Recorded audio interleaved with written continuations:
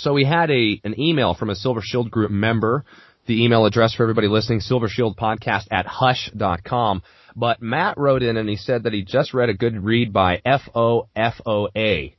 And there's a lot to it here, Chris, but I'll save everyone and you two just listening to me read the whole thing. But I know you got the email from Matt. What did you take away from it? What news is there? It's basically talking about how the reason why the stock market is going up is because these corporations are buying their own stock.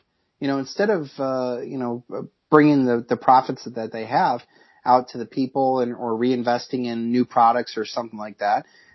These corporations are buying back their own stock at record rates, which is leading the stock market to go up at record rates.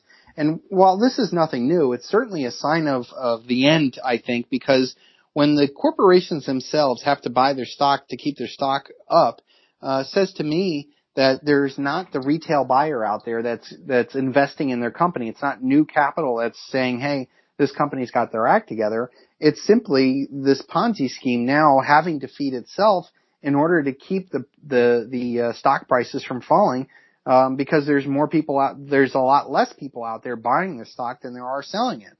And then you tie this into the fact now that Germany or the ECB is buying up 150% of Germany's debt this year. Japan is well over 100% of buying up their debt. The Federal Reserve seems to be the only buyer in the bond market.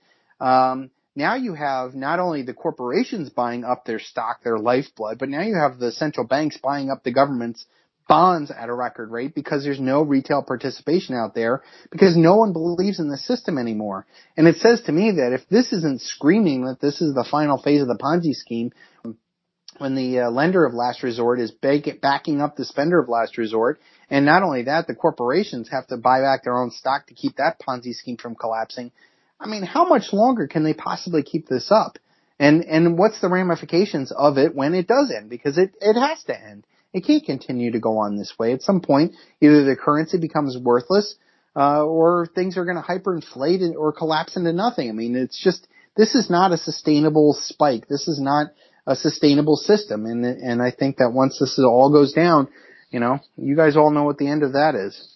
The Silver Shield Exchange is a free weekly podcast, but the only way to hear it is through email. Sign up today at silvershieldexchange.com.